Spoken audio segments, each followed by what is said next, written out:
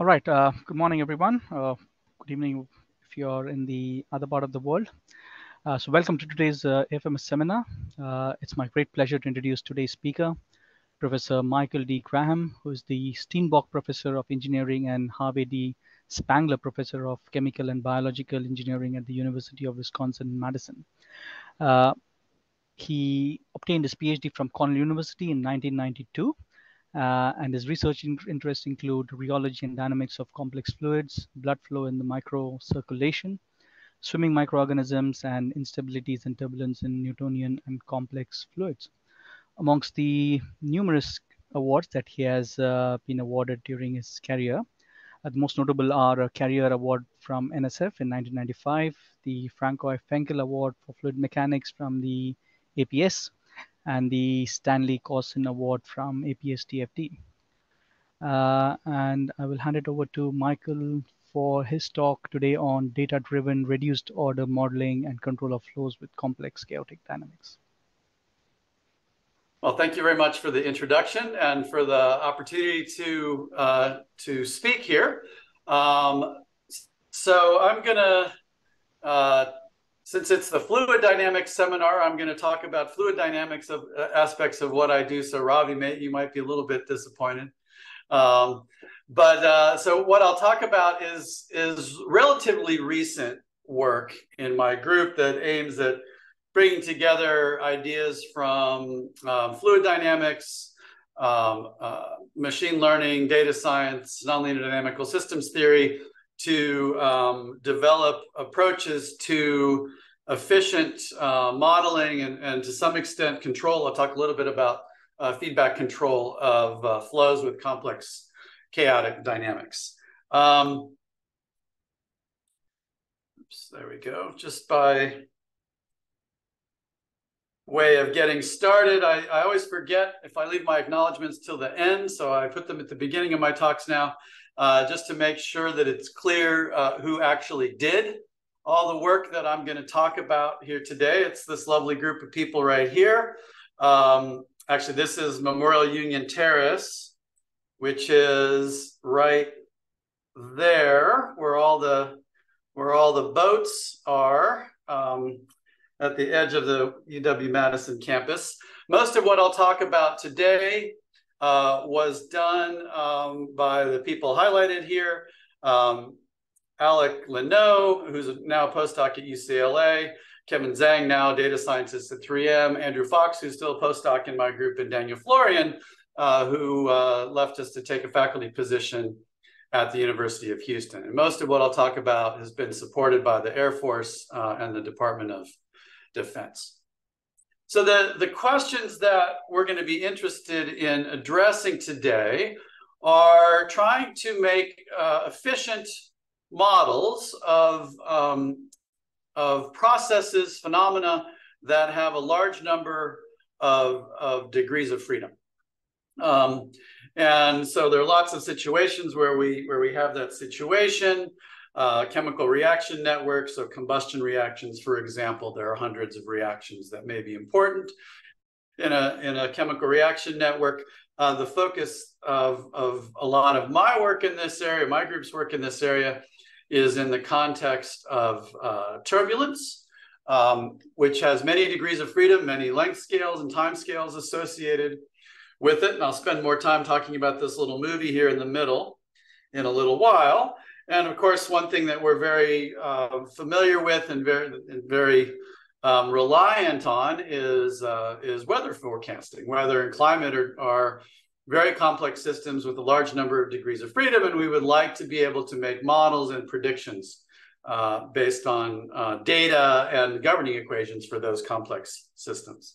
So what I'll talk about today is work that we've been doing just over the last 4 years or so on data-based nonlinear reduced order modeling of complex systems, and in particular in fluid mechanics.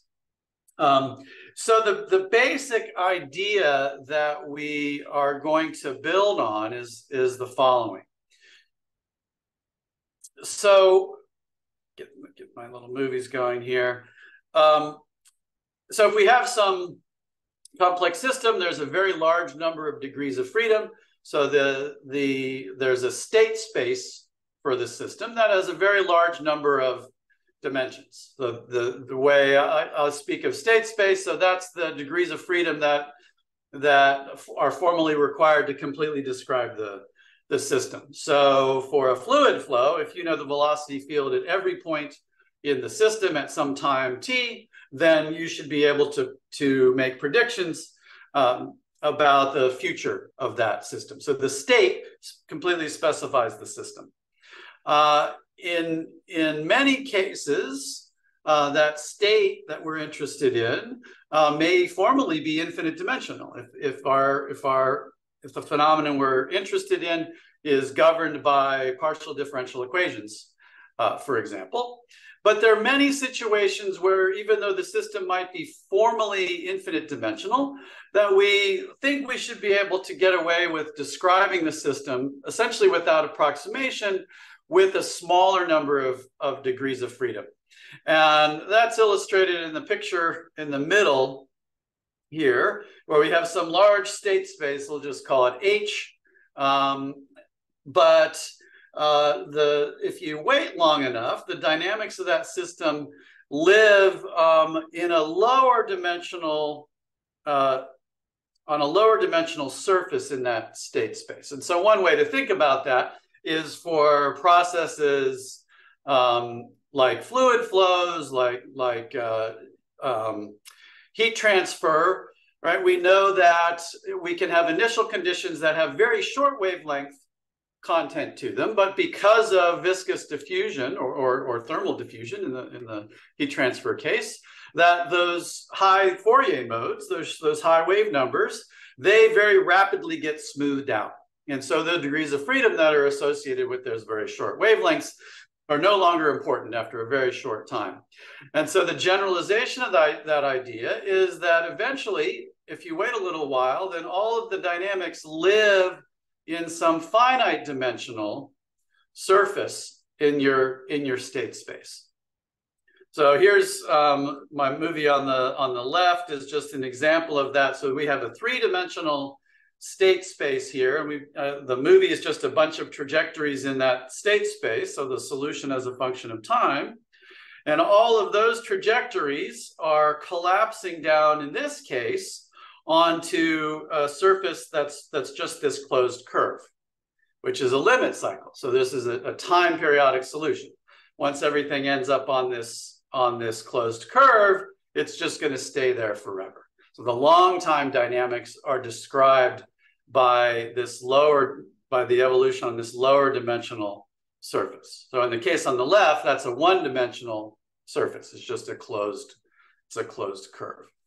So mathematically, the language that we use is that there's a manifold that on which the long time dynamics lie. And there are cases where you can prove that such a finite dimensional manifold exists.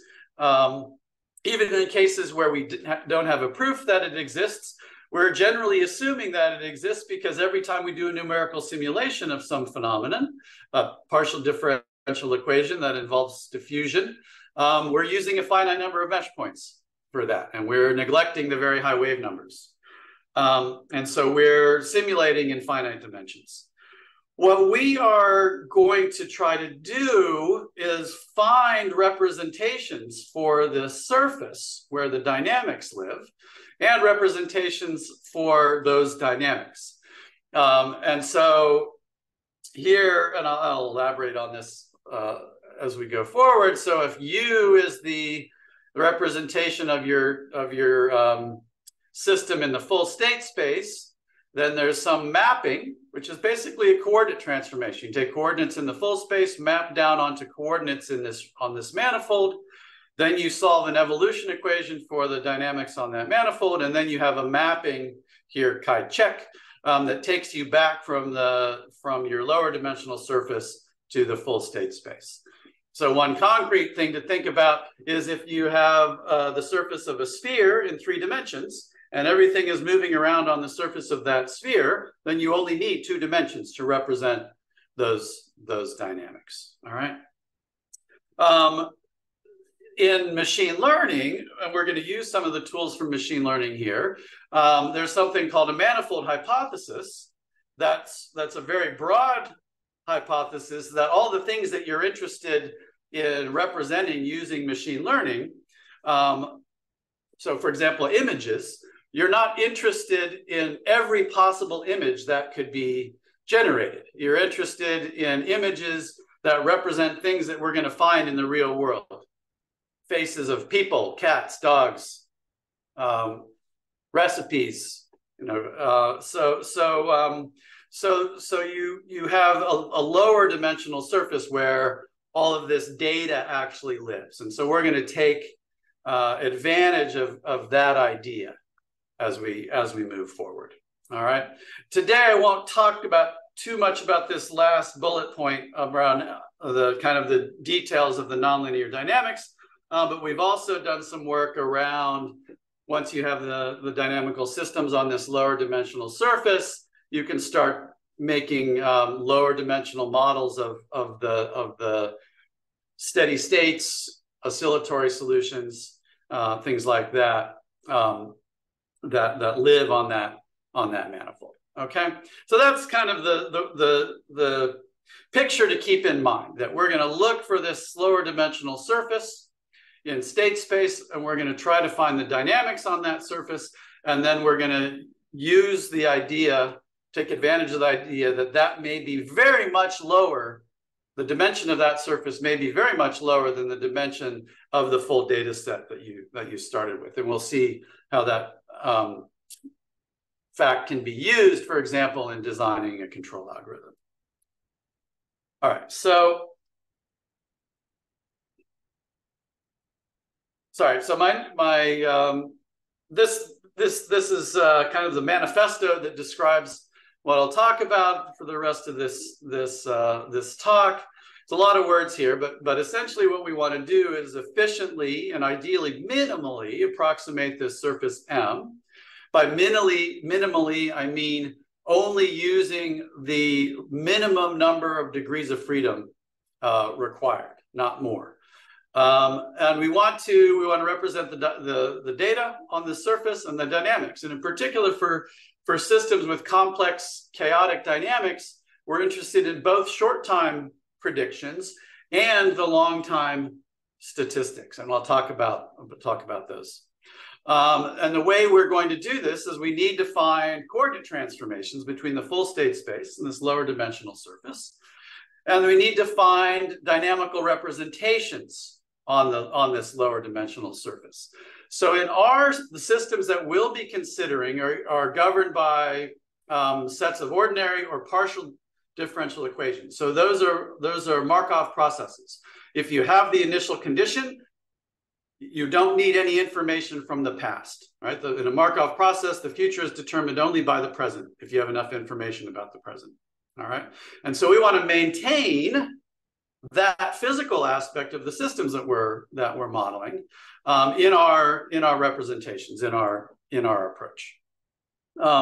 We also don't want to take any time derivatives, right? In general, time derivatives are unreliable in systems where you're gathering data.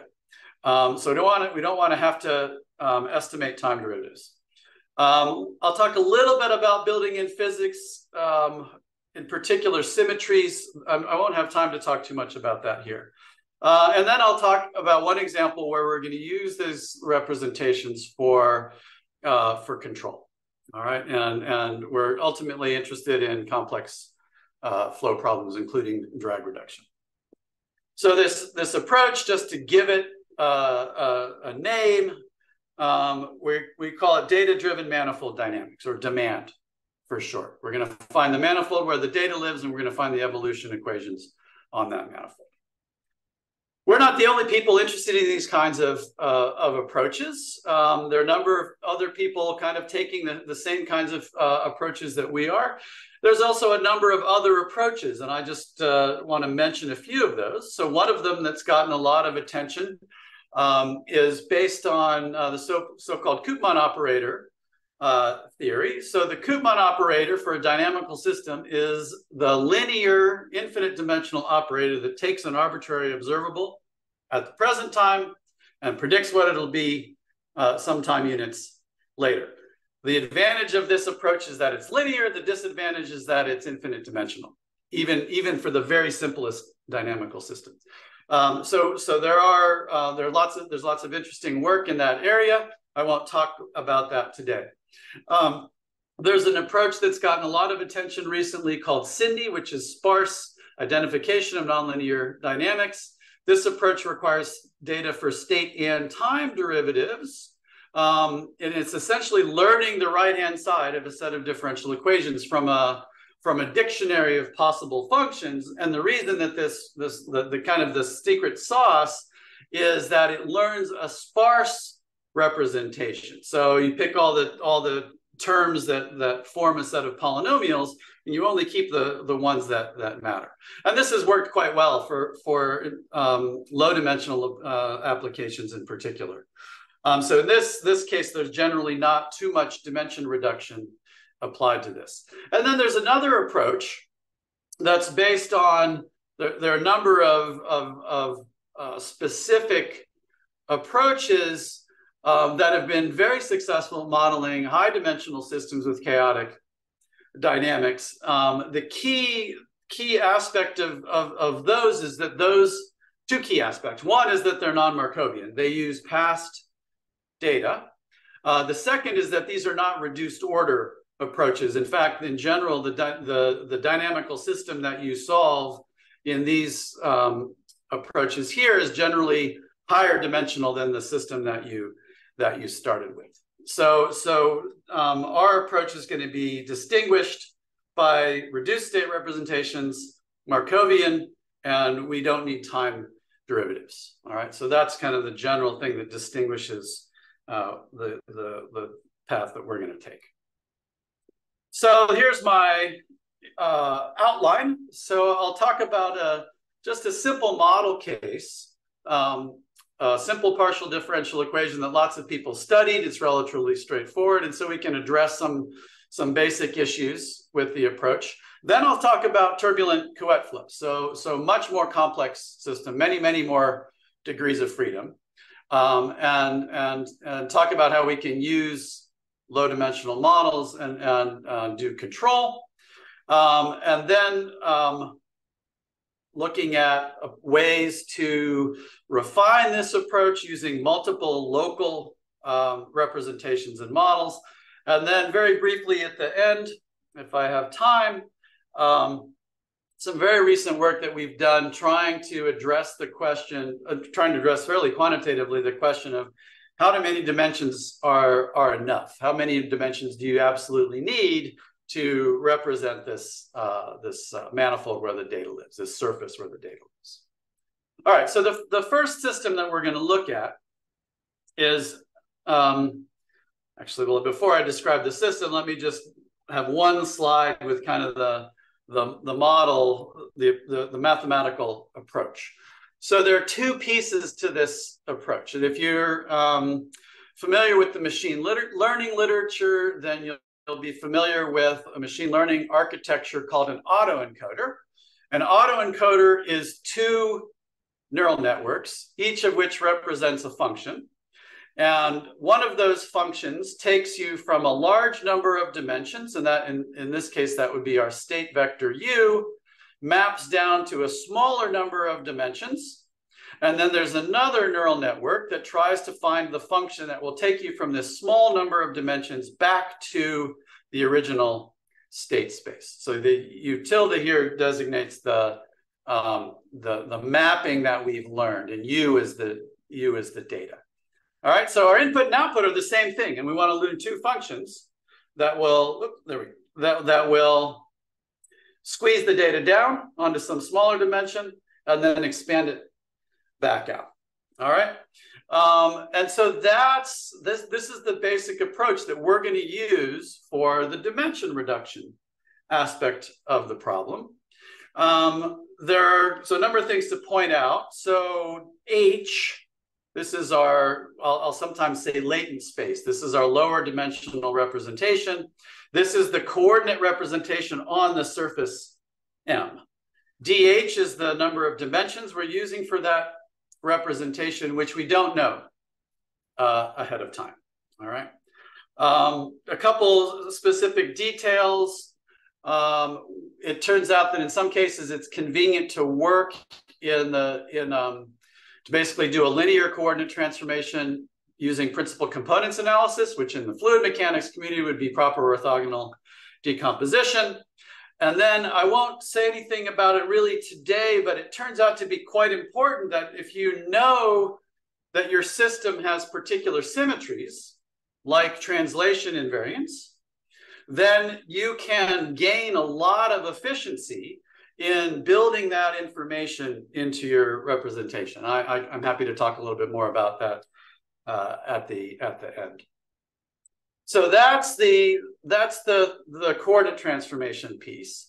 And then the second piece, we want to find evolution equations in the manifold coordinates. And we're going to use an approach known as neural ODEs. So what we're going to do is we have our data. We have and I should have said this before, we have a time series of data. And we can transform that time series of data in the original state space into time series in the reduced representation, the manifold coordinates.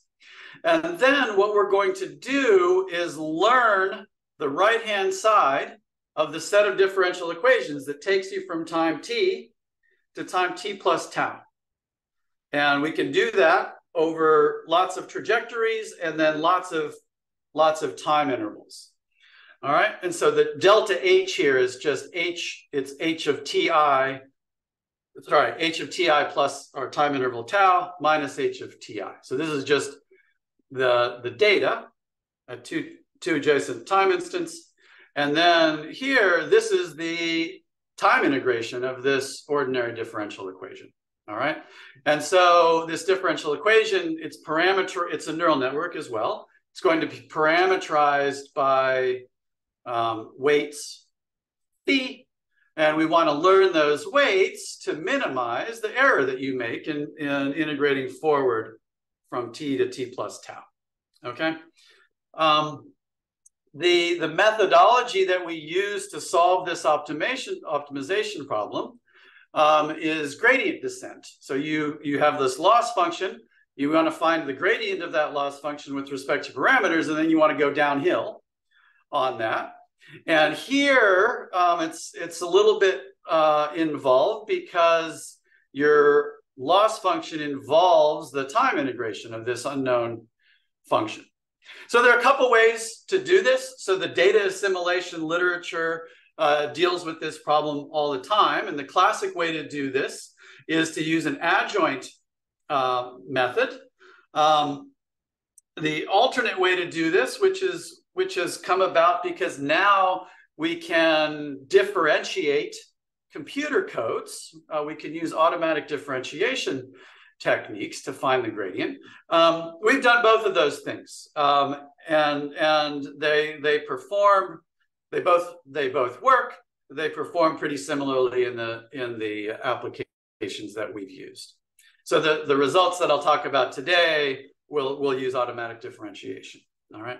The other thing you can do instead of learning an ordinary differential equation is you could just learn a discrete time mapping. And in some of our early work, we did that. That's easier than this neural ordinary differential equation approach.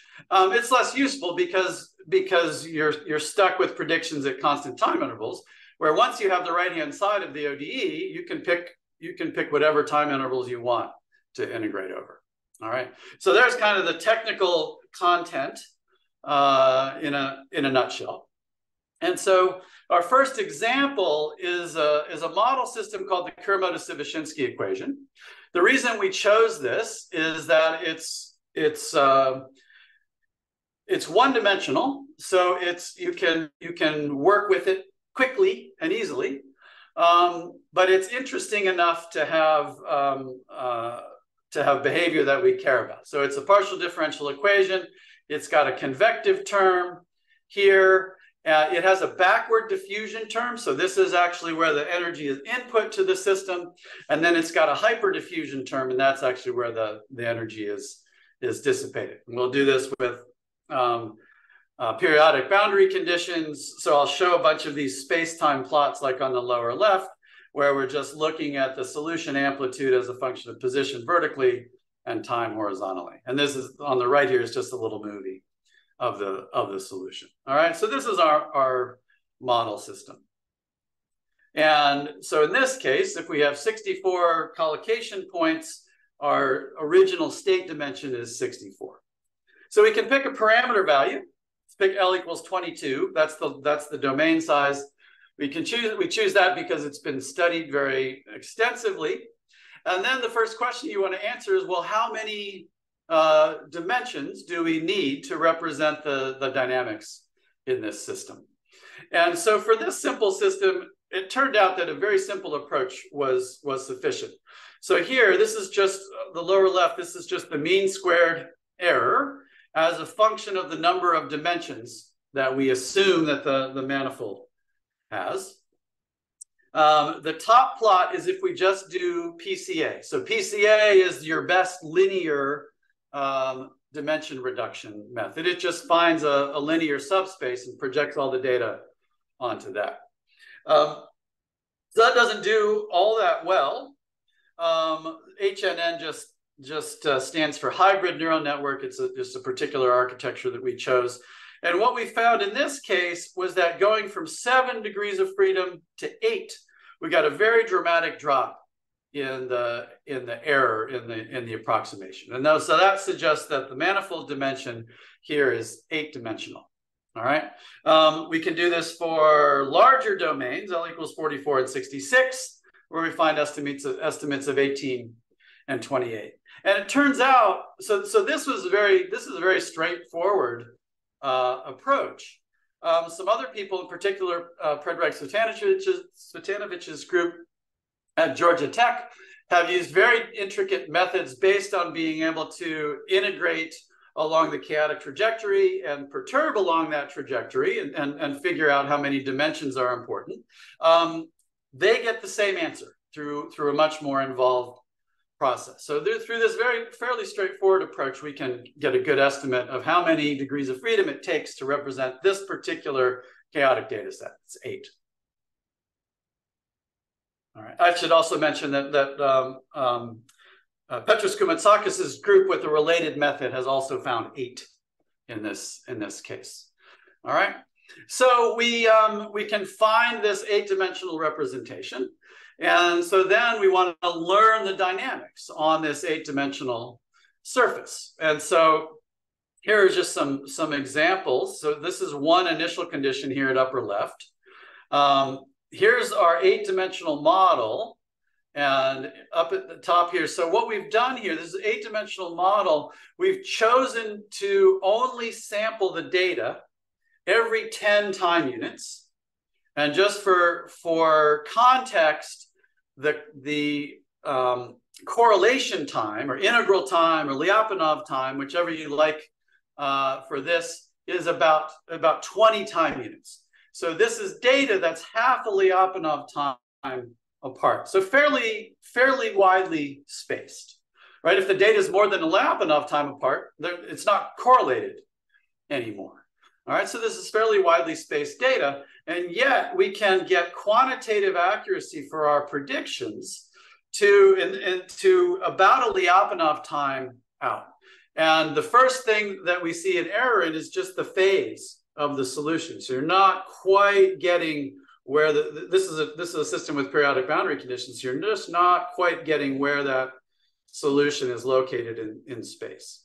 All right, but that's a very important success for the model. So in terms of short time predictions, we can get very good agreement out to on the order of a Lyapunov time. And for chaotic systems, you don't ever expect to get good agreement between a model and your data for more than a couple Lyapunov times because of sensitivity to model errors and initial conditions in chaotic systems. So that's the short time dynamics. We're also interested in the long time statistics. And so what I've plotted here is the joint probability density of the energy production rate, which in this case is the first derivative of the solution U, and the dissipation rate, which in this case is the second derivative of U. So on the top, those are the joint PDFs of dissipation and production for 3 domain sizes. And these are our model predictions for those 3 domain sizes. So we have quantitative agreement between the statistics from the true data set and the statistics from our 8-dimensional model. All right. The curve on the right is just showing a quantitative measure of the difference between these two, the two joint PDFs. Again, and the horizontal axis here is the spacing, the data spacing. And so if the data is spaced less than about 3/4 of a 0.6 to 0.8 Lyapunov times apart, we can get quantitative agreement between the data and the model. Just for fun, we did this in discrete time as well. You don't do as well. You need your data to be more closely spaced to get good predictions with the discrete time model. So the real punchline here is that this framework that we've described of dimension reduction and time integration using data works extremely well for this model system. And we can characterize how well it works as a function of the number of dimensions we use, the spacing of the data. All right. So the next thing I want to do is move to a much more complicated problem.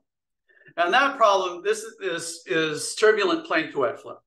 So this is the simplest turbulent flow there is, right? It's just plane Couette flow. We're going to do this at low Reynolds numbers. So the gap between the plates is small enough that basically you get one pair of counter-rotating streamwise vortices. That's the minimal self-sustaining unit of wall turbulence, okay? And so we're interested in making predictions of this from data. And then we're interested in whether there's a simple control scheme that we can learn. And so the controller that we're going to impose is just 2 slots. So the horizontal direction is the streamwise direction here. And we're going to allow fluid to be blown in one slot and sucked out the other slot. The fluxes have to be equal and opposite so that you're not either sucking fluid out of the system or pumping fluid in. Okay, so there's actually 1 degree of freedom of this controller. All right, it's the amplitude, pick the amplitude. It's the suction amplitude or blowing amplitude. Okay, so this system is much more complex than the Kermode-Sivashinsky one. For starters, a DNS even of this simplest turbulent flow, you need around 10 to the 5th dimensions for a well-resolved DNS. All right. We're going to, this is translation invariant in the streamwise and spanwise direction. We're going to factor out the phase in the Z direction. So basically we're going to move the data so that all of the streaks are in the same place. All right, and then just keep track of how much we shifted, and that's a phase variable that we can also solve for. All right, we're going to do linear dimension reduction with POD just to bring the dimension down from 10 to the 5th to about 10 to the 3rd, so 500 actually in this case. And then on that 500 dimensional data set, we're going to apply this nonlinear dimension reduction. And what we'll see is that we can actually get down to less than 20 dimensions here. So there's a lot on this one slide. I'm realizing that the resolution didn't come across very well here. So the first thing we can do is just look at short time tracking. So the top result here is just streamwise velocity on the center plane where we started with an initial condition where you have a very straight streak, and that will break down. The streak becomes very wavy, breaks down, and at longer time a new streak will form. Okay, so that's about 140 time units. The demand model, this is with 18 degrees of freedom, we are able to fairly quantitatively go through one cycle of this central process in the near wall dynamics. And this is 18 degrees of freedom. So you only require 18 degrees of freedom to quantitatively capture the self-sustaining process in turbulent co-wet flow. We can quantitatively capture the Reynolds stresses. So the different curves here, again, I apologize that you can't read these, but those are the Reynolds stresses, various components of the Reynolds stress tensor. And the colors, the color shades are the number of dimensions of the representation. And what you see as you increase the number of dimensions, the results collapse to the correct results, which are in blue. We predict that there are 4 positive Lyapunov exponents for this flow, and those 4 positive exponents are in pretty good quantitative agreement. Again, this is the Lyapunov exponent versus the dimension, number of dimensions. And then with our low dimensional representation, we can time integrate. Then we can go back to the POD representation and make a comparison with the POD representation of the DNS. And therein, this is amplitude versus index of the POD modes. Those are in quantitative agreement. This is an 18-dimensional system. All right, so we have very good agreement between this very complex chaotic system and our low dimensional representation. And so it should be good for something. And so then what we did was to use this model, and here's just movies of the 2 cases.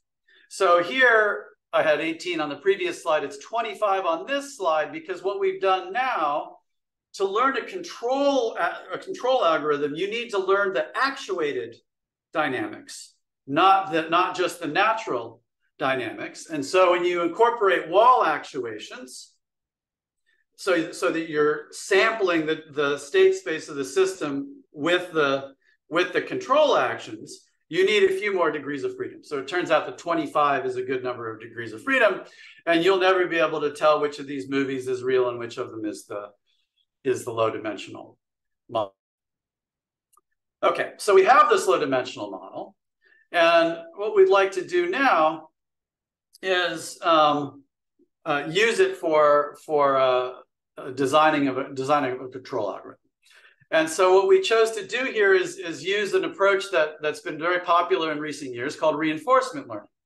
And the basic idea of reinforcement learning is simply that you have an environment and you have an algorithm for poking at that environment and looking at the response, and eventually, and then you have a desired response, a reward function. And in our case, the reward is the drag. This is the total energy consumption. So there's a drag, and then of course there's a penalty for imposing the control action, and the reward is just the negative of that. All right. So we want the drag and actuation penalty to be low. All right.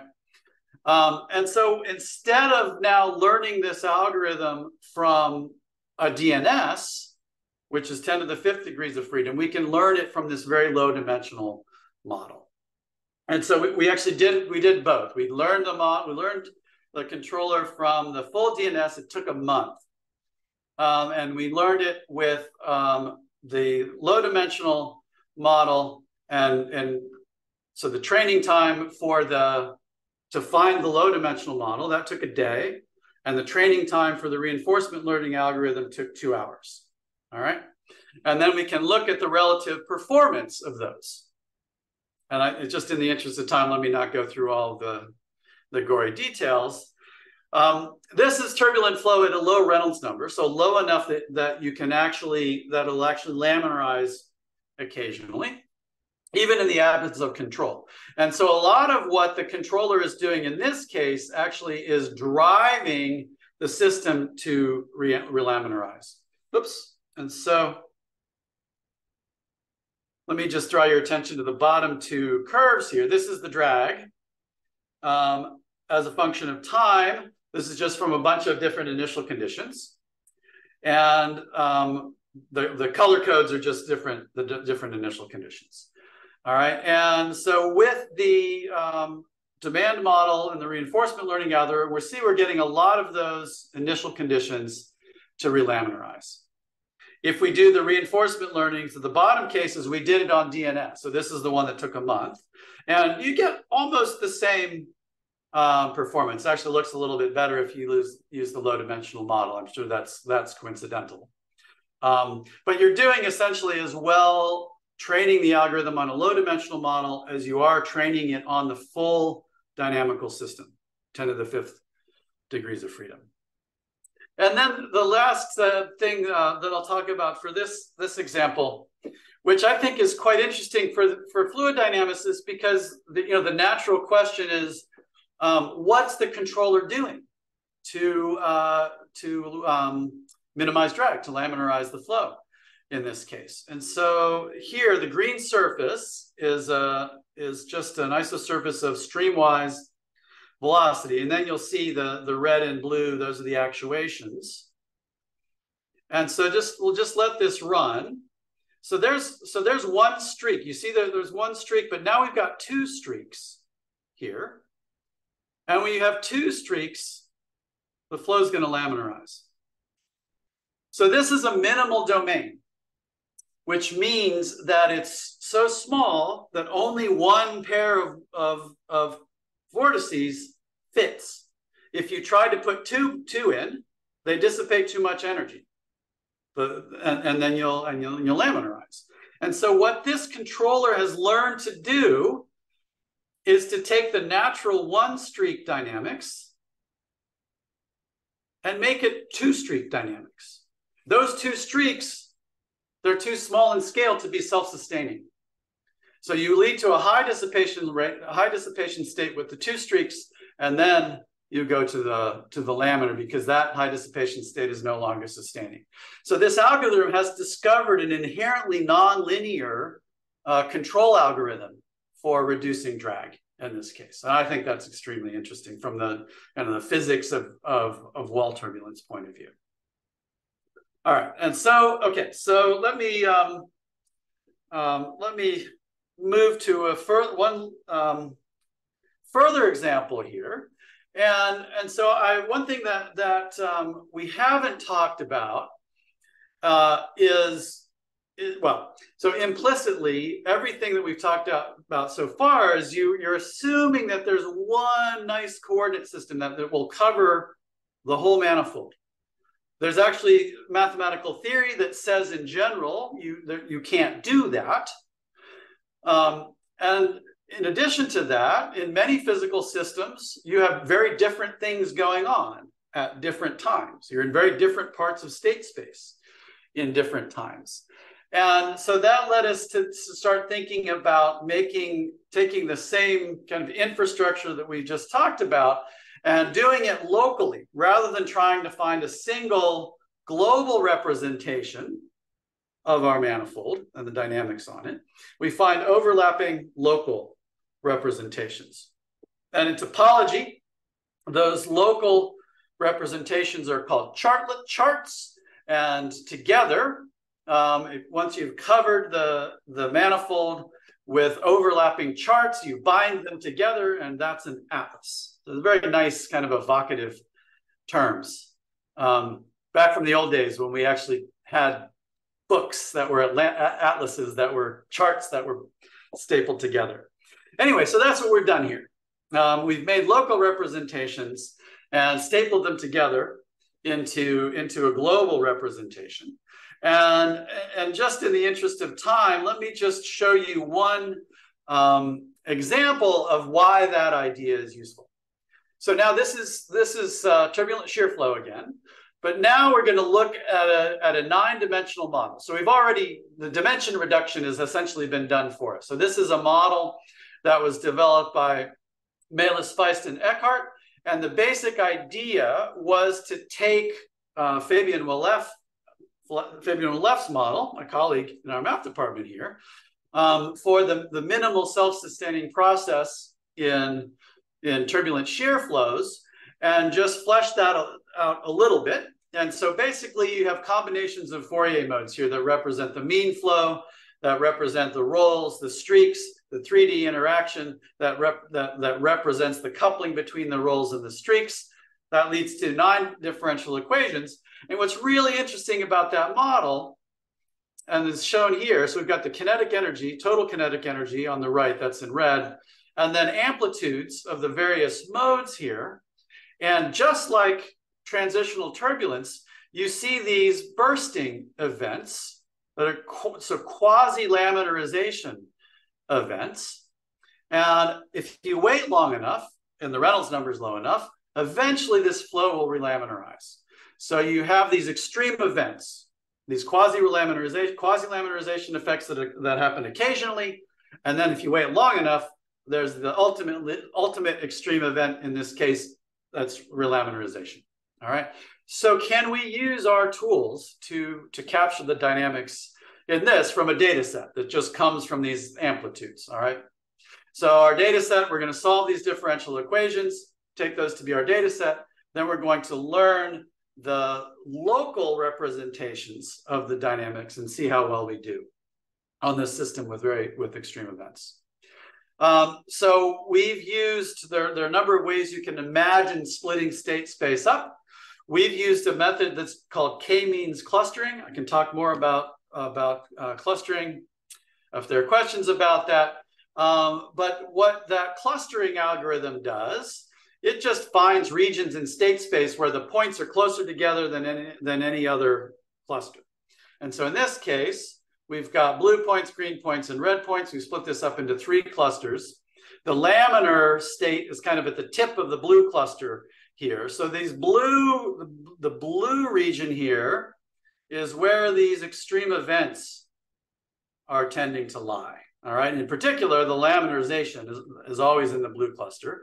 And you see these are just 5 sample trajectories. And we just lined them up by the time at which they end. All right. And so you see how you're dividing up the state space here. And so then we can find, using the same ideas we had before, we find these local, either discrete time or continuous time representations. We need the clusters, we need to have these regions overlap so you can move smoothly from one cluster to another. And so we're able to do that. And then we've done 2 things here. So the first thing we've done is, actually we've done a number of things. I'm only going to talk about 2. So one of them is just predicting extreme events. And so there are various ways of identifying true positives for predictions of extreme events, false positives, and false negatives. There's a quantity called an F-score, which we used because we wanted to compare this with some work from Luca Magri's group. So this is the F-score for the prediction as a function of how far you're moving forward in time with the prediction. So Rocca and Magri used one of these non-Markovian approaches. So they're storing past history of the system. We can make a comparison between that, and then we have our method where we've split things into 3 local representations. That's in green here. The red is like what we did in the first part. You just try to represent everything with one surface, all right, one coordinate system. And then the last thing we've shown here is a Koopman-based method. This is a EDMDDL, enhanced dynamic mode decomposition with dictionary learning. And so the non-Markovian method works best. Our Markovian method with 3 charts for times out to about half the Lyapunov time, we do pretty well with 1. We certainly do much better with 3 charts than with 1 chart, and we do much better than EDM DDL in all circumstances. So that's one method, one measure that we can look at. The other thing we can look at is just how long it takes for the flow to relaminarize. And so there's an expectation and data to support it that the lifetime distribution for turbulence should be essentially exponential. So it should be a memoryless process with a mean lifetime, call it tau sub s. All right, so we can make predictions. We can just use a whole bunch of initial conditions, run our dynamical system forward, and see how long it takes for them to relaminarize. So here's the two black curves. Those are the data. Those are test data and training data. And the real point of showing that is that they're basically the same. The 3-chart model works very well out to survival times of about 100 Lyapunov times. So it's only these very, very long turbulence lifetimes that we're not doing a great job predicting. So we're over predicting turbulence lifetimes at these very long times. We do a pretty good job up to about 100. If we used a single chart model, works very poorly. If we use EDM DDL, works very poorly. All right. So there's substantial value to splitting our domain up into multiple subdomains and writing down local models for those. All right.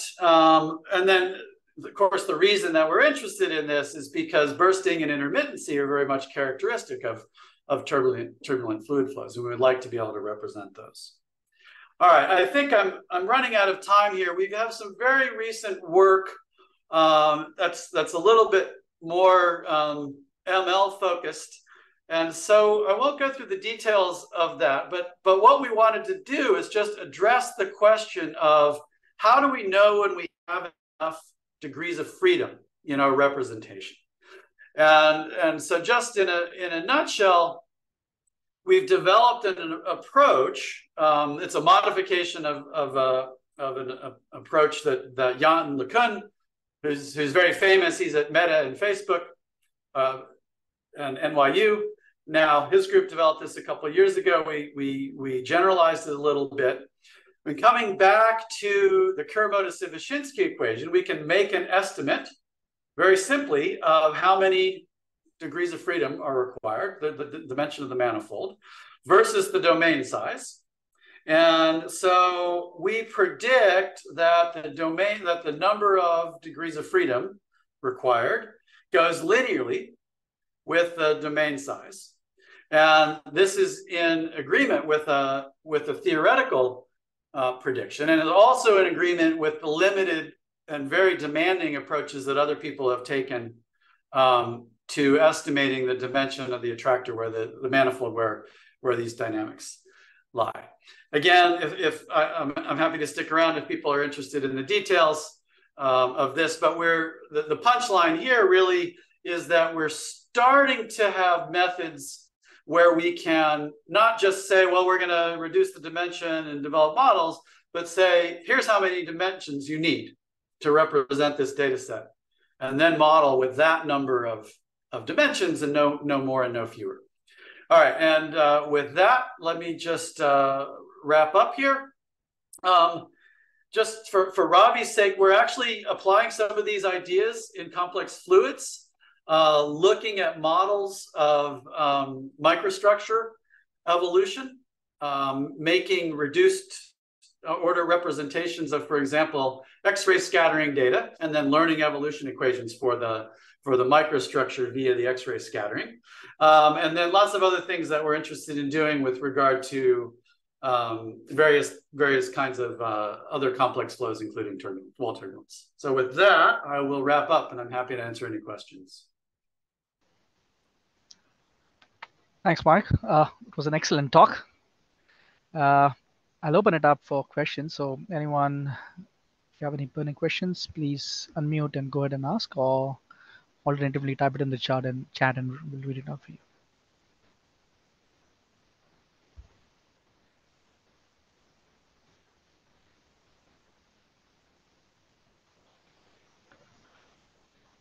Right. While people are still gathering their thoughts, I just wanted to ask you, how did you select the geometry? I mean, when I say geometry, the locations of the slot jets. I mean, the slot flow and of course the Oh velocity yeah, in this of case, them. so they're just, oh, sorry, went too far in my talk. They're just equally spaced, and we chose two because I mean, this is minimal plane Couette flow. So there's two counter rotating streamwise vortices, right, and one high speed streak and one low speed streak. And so the pair of jets is, roughly speaking, okay, you have one for the high speed streak, one for the low speed streak, right? So this is just kind of the minimal. It's minimal Couette flow, so it's a minimal controller. I should mention that there's other recent work on reinforcement learning with control actuation distributed all over the wall, which would be harder to implement in practice than two slots. All right. Okay. Thank you.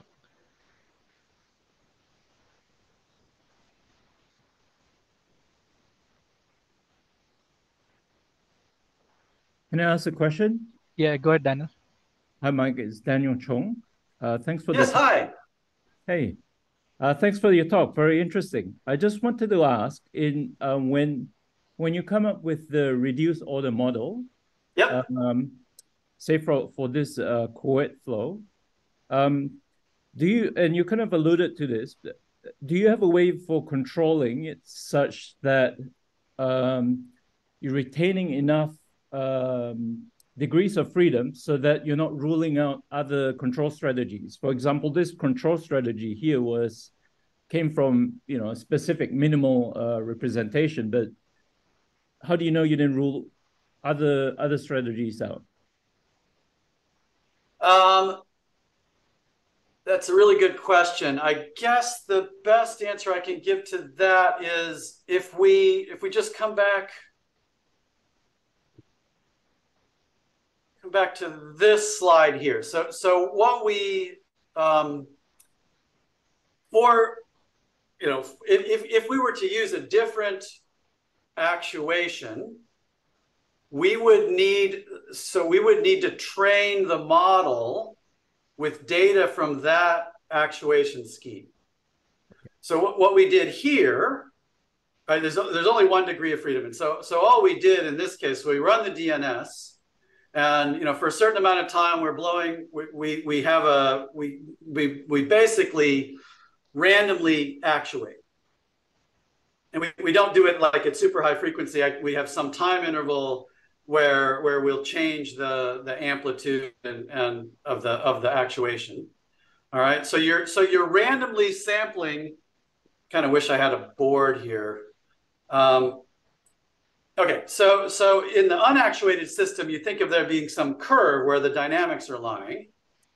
In the actuated system, the actuations are knocking you off that curve. And so there's some fatter region of state space that you have to be able to represent the dynamics in, right? Yes. And that fat region depends on what the actuations are. And so in this case, we learned the dynamics in the region of state space that you'll get to with this particular set of actuations. Is that answering your question? Yes, absolutely. I guess you're also thinking of how to do it for a more general control strategy where it's, you don't have, I don't know if there's a way to do it, but yeah. Well, so the slots, well, that's a subset of you could put 4 slots in, right? 2 pairs. Yeah. And this would be a special case of the 2 pairs, right? So we could certainly do more general actuations and then have controllers that only sample the subspace of that actuation, right? And I think we would need more degrees of freedom, but not a lot more, right? Because that's my guess. That's my intuition. Yeah. Thanks for that. Thank you. Yeah, good to see you again. Yeah, good to see you. Sort of. We have Lorenzo's question in the chat. I'll read it out to you, Mike. Have you tried different clustering algorithms or number of clusters? Does this have an impact on F-score? Yeah, great question. So we have mostly stuck with k-means, but we have looked at different numbers of clusters, and it's in the paper. Actually, the paper on this came out literally today in PhysRev Fluids. And what we found is one cluster works poorly. 3 or 4 is the sweet spot. And then once you have more clusters, I wish I had I don't have a slide on this, but once you're dividing things up too finely, then each of your regions of state space doesn't have enough data to make a good model. So that's part of the trade-off. If you subdivide things too finely, you don't get good models in each of those subdomains. So the results that I showed, those were the best F scores. So 3 or 4 are about the same. 5, it's starting to degrade. And what happens if you add more? Let's just go to that.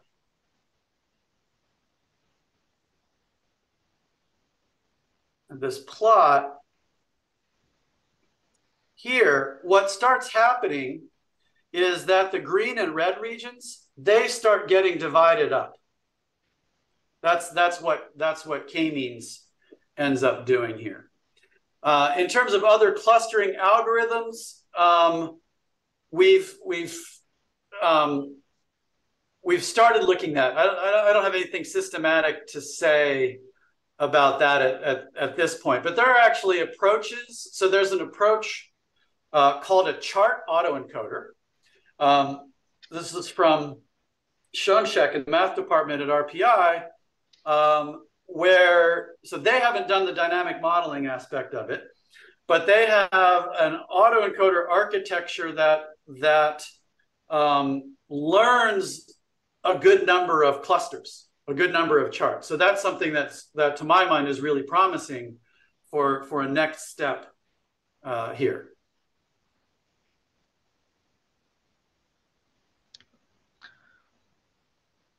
Thanks, Mike. If we have no more questions, then please join me in thanking Mike for an excellent talk. And thanks everyone for joining. Thanks everyone for coming. Thanks for the opportunity. No worries, Max. Thanks for taking our time this late for you. My pleasure. Thank you, Mike. See you. Bye-bye.